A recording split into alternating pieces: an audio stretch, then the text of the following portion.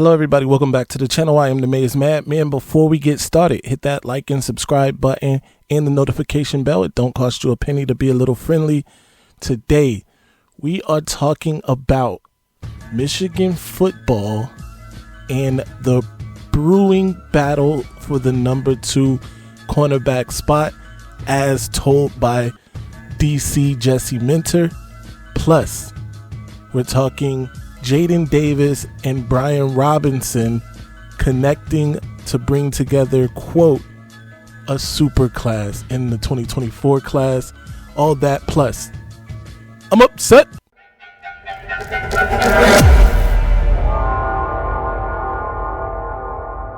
Lottie-dottie, we like to party. We don't cause trouble. We don't bother nobody. Let's get into it.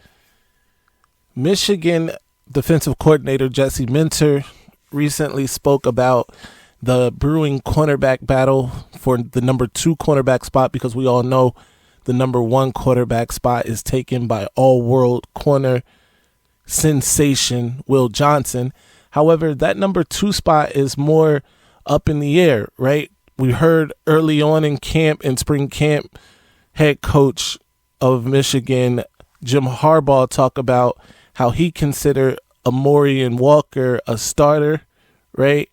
And that really set off a bunch of buzz about Amorian Walker, who then ran that insane 3-cone drill time. And he is absolutely every part of the athlete that they talk about, 6'3" or 6'4", whichever one it is. Just a freak of an athlete, super long limbs, can really run, and it would be ideal, I guess, for him to be the second cornerback, depending on who you ask. Myself, I thought that depending on how he played in that spring game, the job was his to win or lose. And I got to be honest, I was not impressed with him in the spring game. It was just, and I think it's just a fundamental thing, right? Like, he's obviously the athlete that they said he was, but it's more than just being a great athlete to be a great cornerback. And he was just out of place at sometimes. He just wasn't, the footwork wasn't there, whatever it was, right? In fact, he gave up the game-winning 2-point conversion. And I don't want to hold that against him, because he is making like the position change, right? And it is tough in that regard, because I think they recruited him more as a wide receiver than as a cornerback, but they also just want to get this athlete on the field, right? And I understand it. And maybe they thought it'll be easier to get him on the field with him playing corner as opposed to him playing receiver and being behind guys like Roman Wilson and Cornelius Johnson, right? Then they've got other guys that have come in, freshmen, Samaj Morgan, right? Second-year players, even Clemens. And so it's difficult. Tyler Morris, right? It's difficult to see where he would fit in on the offensive side at receiver too. And I think that the coaching staff and maybe even Amorian Walker himself thought that the path would be easier for him if he just went and tried to play corner. And I agreed with that to a certain extent. But I also don't want Michigan to be in a situation, I don't think we as fans want Michigan to be in a situation where they put this guy out there because he's the best athlete maybe on the team, but he's giving up, the church's money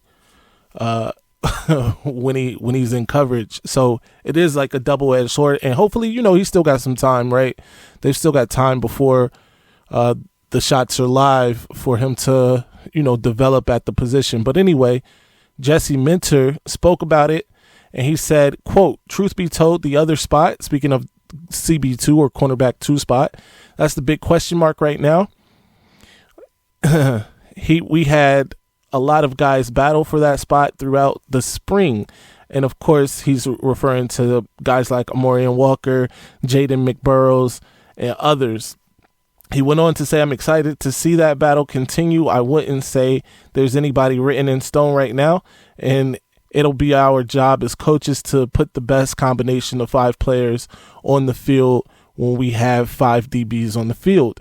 And that could be really any combination of those guys. The safeties we spoke of Mike, speaking of Mike Sammerstill, we spoke of give us some versatility to maneuver the best guys on the field for us. So it's really interesting to see, like I said, what will be made of that cornerback 2 position. And speaking specifically of Amorian Stewart, Jesse Minter had this to say. He said, Amorian, what I'd say is he has the traits, the skills to be able to play the position. He hasn't played the position enough to be really, really comfortable yet. He might not like me saying this, but I think one of the best things that happened to him was the spring game and going through a little bit of adversity, having guys make plays. The toughest part, and I've always been a DB guy, but the toughest part about being an elite corner is really the mental side of it, the down after down locked in mindset that it takes to be an elite corner. Good that it happened now, that we've got a lot of time between now and September to continue to work with him. He's really, really got a chance to get a lot better between now and then. So a lot of what I just said about Amorian at the position specifically, Jesse Minter just echoed those remarks. Before we get into our next and last segment, I want to remind everyone to hit the like and subscribe button. Make sure you hit the notification bell so you're aware every time I upload a video. And make sure you tune in every Wednesday at 6 p.m. to the live show, the Maize and Blue and Gold show. Moving on to the last segment, we're going to be talking about Jadyn Davis, the quarterback, 5-star quarterback out of Providence Day School in Charlotte, North Carolina, as I'm just so used to saying, and 4-star defensive edge prospect and Michigan target Brian Robinson, and them talking about building a super class together at Michigan, which Brian Robinson spoke with Sam Webb, I believe, before about, making his decision if someone like Jadyn Davis, and Jadyn Davis specifically, decided to go or to commit to Michigan, if he would then commit to Michigan shortly after, which he kind of alluded to that he would. Obviously, it has not yet happened, but he did say that he and Davis speak regularly and have spoken about building a super class for the class of 24 at Michigan. He said, quote, they've been talking about building a super class. They were talking about that even before Jadyn committed. He's focused on training right now. Speaking of Brian Robinson, we're down in Frisco training with a coach there. Feet, hands, and hips. He's the only high school player here. This is an opportunity that came up and we couldn't pass it up. And that is Brian Robinson's father speaking about Brian Robinson and what he's got going on right now. However, back to the super class, Mr. Robinson went on to say Michigan is supposed to drop by next week. We plan on locking in official visits when we come back. Michigan is supposed to drop by next week, rather, and they're going to lock in official visits when they get back in town in Ohio. So I think, obviously, I expect Michigan to get one of those official visits. There has been talk in recent weeks about Kentucky being the biggest threat to Michigan in Brian Robinson's recruitment. I'm not sold on Kentucky being a legit threat, but obviously you have to take it all as if it is. I do believe Michigan is still the front runner for Brian Robinson and expect the Wolverines to get that commitment from Brian Robinson. But let's just go over some of the guys that both Brian Robinson and Jadyn Davis are reaching out to. Obviously, defensive linemen and the number 2 defensive lineman in all of the country out of Illinois, Justin Scott, who is considered a Notre Dame lean, but now is getting serious recruitment talk with Georgia, is one of those guys. He actually spoke about speaking to Jadyn Davis and Jadyn Davis trying to sway him to Michigan, which it looks like it has worked at least a bit, because Michigan is going to be receiving a visit from Justin Scott in the coming weeks. Another guy is Amorian Stewart.